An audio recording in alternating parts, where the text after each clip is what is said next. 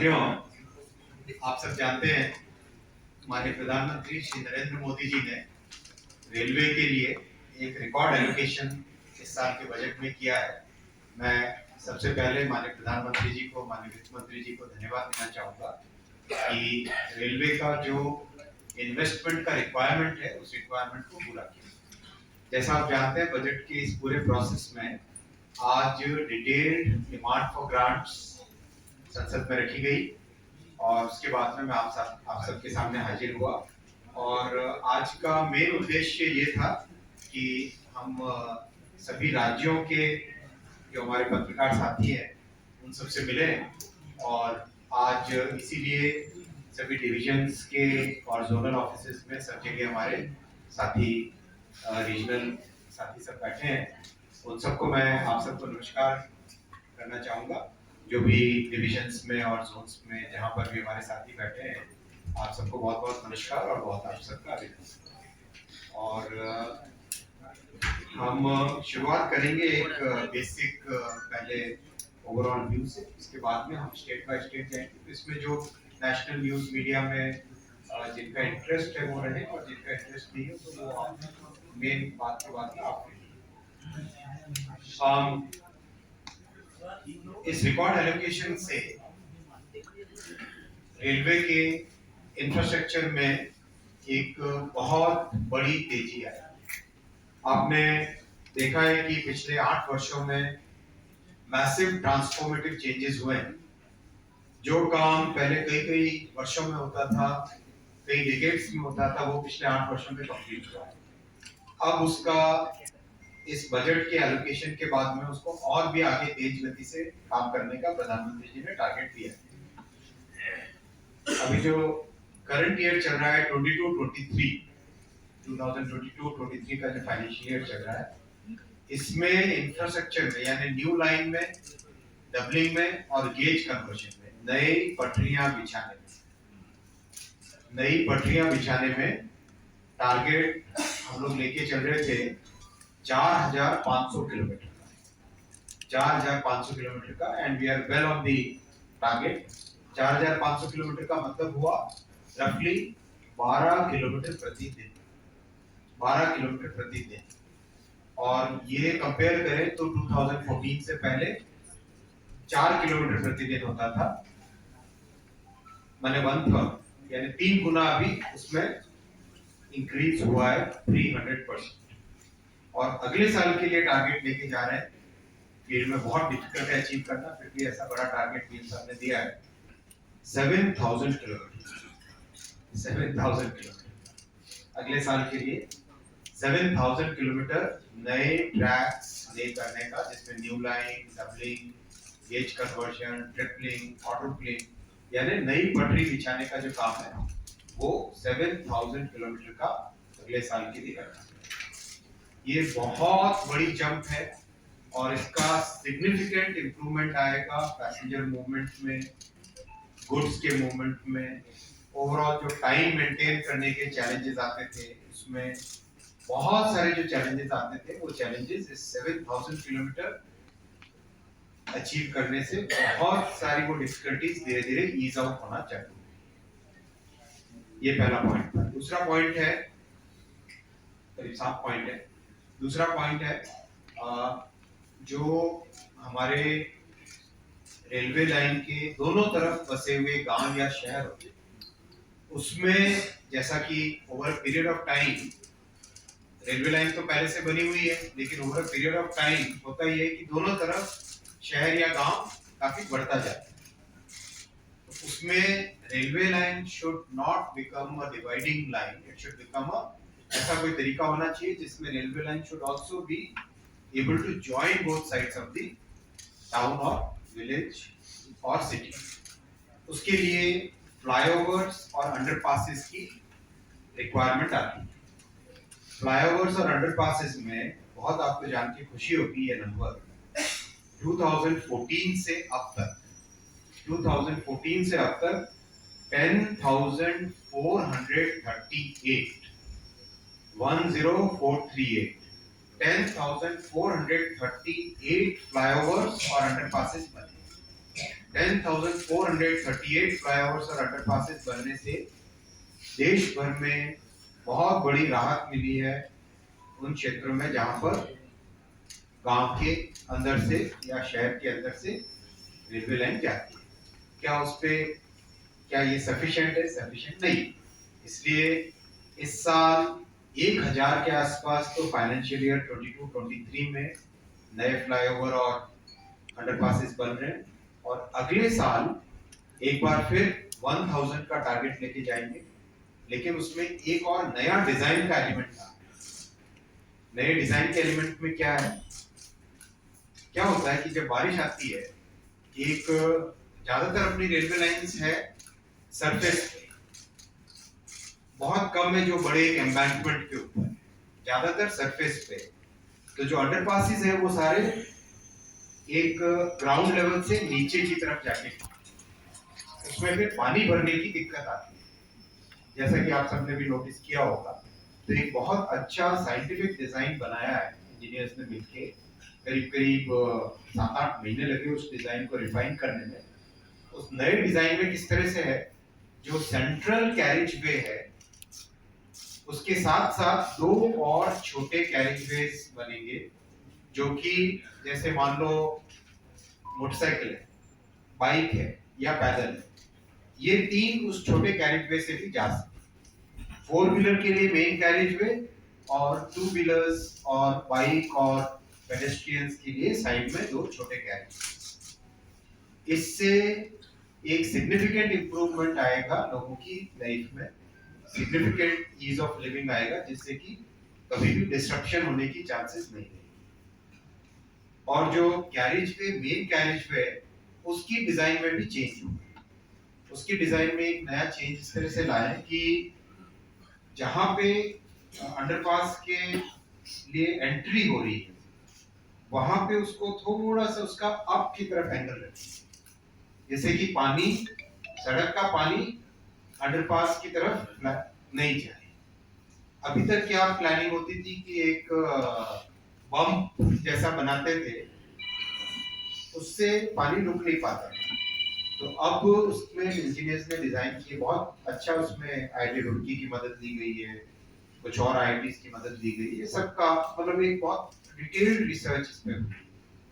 उसमें ये आया कि स्लोप को ही पहले से बढ़ाओ, उसके बाद में फिर अंडरपास की तरफ।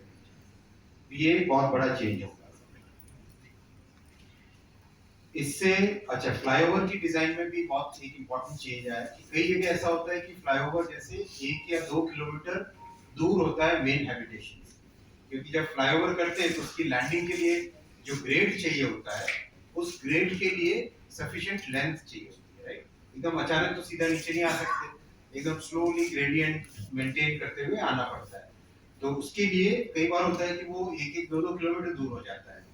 तो इंसान पहले 1 किलोमीटर का चक्कर लगाए, फिर बाद में फ्लाईओवर पे चढ़े, तो उसमें काफी तकलीफ होती है।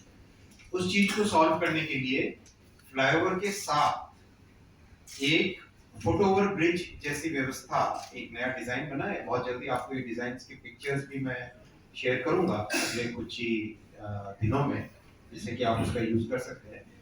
वो डिजाइन इतना अच्छा डिजाइन है, उससे इमीडिएटली सबको रिलीफ मिलेगा कि जहां पर फ्लाईओवर है वहीं पे मान लो आप फुटओवर ब्रिज से चढ़ गए और चढ़ के ऊपर फ्लाईओवर क्रॉस किया और नीचे आ गए, या फिर एक छोटी रैंप पास में आ जाए जो 2 व्हीलर्स के लिए, वो रैंप से चढ़ गए, 2 व्हीलर ऊपर चढ़ा और वापस दूसरी तरफ से नीचे उतर गया, आपको 2-1 किलोमीटर का डिस्टेंस नहीं करना।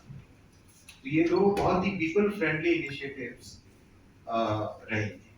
ये सेकंड पॉइंट था फ्लाईओवर्स और अंडरपासेस का। थर्ड पॉइंट स्टेशन डेवलपमेंट का आपके साथ चर्चा हुई है। 1275 स्टेशंस लिए गए पूरे अमृत भारत स्टेशन स्कीम में, और सफिशिएंट इस बार फंड्स भी मिले। जो बड़े प्रोजेक्ट्स थे जिसके ऊपर पहले काफी पहले से काम चालू हो गया था, उनकी बहुत अच्छी प्रोग्रेस है। एज ऑन टुडे 48 स्टेशंस पे फिजिकल काम चालू हो गया है। और जैसा आप जानती हैं कि चलती ये तो ऐसा नहीं कि जब स्टेशन का काम हो तब ट्रेन को रोक तो सकते नहीं, ट्रेन भी चलती रहेंगी। So it's operational challenge. तो उसमें बहुत केयरफुली प्लानिंग करनी पड़ती है कि केबल्स को पहले से नई जगह पे लगा लो, उसके बाद में पुराने केबल्स को हटाओ, राइट। बहुत जगह पाइपिंग होती है, बहुत जगह वाटर की फैसिलिटीज होती है, बहुत जगह ऑप्टिकल फाइबर का केबल होता है, सिग्नलिंग का केबल होता है। उन सब को पहले केयरफुली रिमूव करना, उसके बाद में कुछ ऐसे जो बीच में स्ट्रक्चर्स है जिसकी जरूरत नहीं है नए डिजाइन में, उनको हटाना, फिर नया कंस्ट्रक्शन चालू करना, बहुत ही कॉम्प्लेक्स वर्क है। बट सीरियस प्लानिंग करके उसमें अच्छी प्रोग्रेस है। 48 स्टेशंस में बहुत अच्छी प्रोग्रेस है। और जो बाकी के स्टेशन है उनके लिए खूब अच्छे डिजाइन बन गए हैं। ज्यादातर मोस्ट ऑफ द प्लेसेस हमने लोकल हेरिटेज को ध्यान में रखते हुए काम किया है कि जो उस जगह की जो भी फेमस कल्चरल सिंबल है, उस सिंबल को लेके स्टेशंस का डिजाइन किया गया है। कई जगह एकदम मॉडर्न डिजाइन्स भी है, कई जगह हेरिटेज और मॉडर्न। पीएम साहब जैसा कहते हैं, विकास भी विरासत भी। तो विकास भी विरासत भी के कॉन्सेप्ट को साथ लेके हर जगह स्टेशंस का काम इसमें हुआ है। बहुत अच्छी प्रोग्रेस है। आप अगले 5-6 महीनों में कई जगह जाइएगा और देखिएगा भी किस तरह से काम हो रहा है, और काम की कॉम्प्लेक्सिटी को भी समझिएगा, जिससे आपको एक अच्छा अंदाजा मिलेगा उसका। फोर्थ पॉइंट है स्टेशन पे। देखो, जैसे ही पैसेंजर्स बाहर निकलते हैं, रहता है कि जल्दी से जल्दी घर जाए, और आज की जो मॉडर्न लाइफ है उसमें ये रहता है कि मुझे स्टेशन पे ही कुछ अच्छा अपना जो भी सामान खरीदना है वो खरीदने को चांस मिल जाए, तो स्टेशन से सामान खरीदा और घर की तरफ चल पड़े, जैसा यूरोप में, जापान में, सब जगह आप देखते हैं। तो इसमें प्रधानमंत्री जी ने बहुत एक अच्छा कॉन्सेप्ट दिया कि हम स्टेशन पे जन सुविधा के लिए कोई ऐसी फैसिलिटी क्रिएट कर सकते हैं। तो जन सुविधा फैसिलिटी, जन सुविधा केंद्र नाम देंगे या उसको कोई और अच्छा एक और नाम देंगे, पर बेसिकली जो डे टू डे यूज की जितनी भी चीजें होती है, साबुन हो गया, कोई दूसरे छोटी मोटी चीजें हो गई, इस तरह की जो भी डे टू डे यूज वाली चीजें होती है, उन सब का स्टेशन पे एक फैसिलिटी क्रिएट की जाएगी, और करीब करीब 2000 स्टेशन पे इसको क्रिएट किया जाएगा। इसमें यात्रियों को बहुत अच्छी एक सुविधा मिलेगी।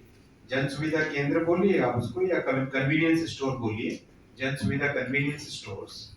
तो जन सुविधा कन्वीनियंस स्टोर से 24/7 ओपन रहेंगे वो, और जो बेसिक नीड्स है हमारी, बेसिक नीड्स, पैसेंजर्स ट्रेन से उतर के बेसिक नीड्स का सामान लेके अपने घर की तरफ जा सकते हैं। उस कॉन्सेप्ट से प्रधानमंत्री जी ने प्योरली ह्यूमन सेंट्रिक पीएम साहब का अप्रोच रहता है हमेशा कि कैसे हम एक यात्री की लाइफ में कैसे इंप्रूवमेंट लाएं, उसी पॉइंट ऑफ व्यू से ये पीएम साहब ने आइडिया दिया है।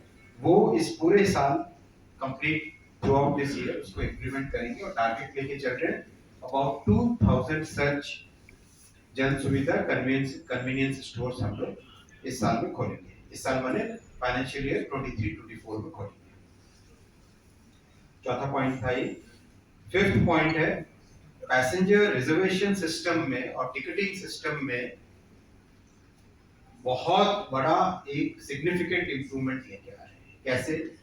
जो सर्वर्स और सब के सब बैकएंड का इंफ्रास्ट्रक्चर है टिकटिंग का, टिकटिंग के पूरे बैकएंड इंफ्रास्ट्रक्चर में 10 टाइम्स इंप्रूवमेंट, 10 गुने इंप्रूवमेंट। कैसे?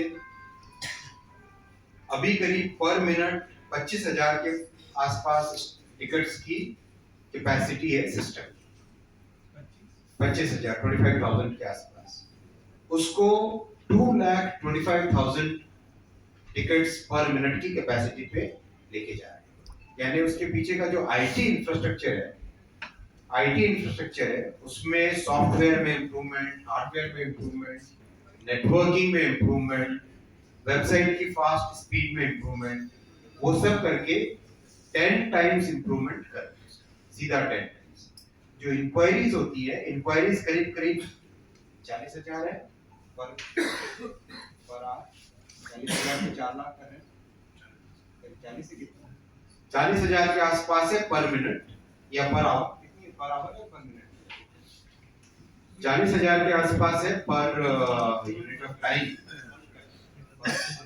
पर मिनट, हाँ सॉरी, 40,000 है पर मिनट इंक्वायरीज और जो आता है टिकटिंग 25,000 है और इंक्वायरीज 40,000 के आसपास है। तो 40,000 की जगह 4 lakh enquiries per month per minute हो सके, वो व्यवस्था हार्डवेयर की, सॉफ्टवेयर की, नेटवर्क की कंप्लीट उसमें कर रहे हैं। यानी 10 टाइम्स इंप्रूवमेंट, जो कि कम से कम आगे के 7-8 साल तक उसमें और आर्किटेक्चर में चेंज नहीं करना पड़े, उस थॉट प्रोसेस के साथ इस साल उसको कंप्लीट कर रहे हैं। टारगेट है करीब बाय सितंबर ऑफ 23 ये कंप्लीट हो जाएगा इसका काम अपग्रेडेशन फुल्ली। ये था अपना फिफ्थ पॉइंट था।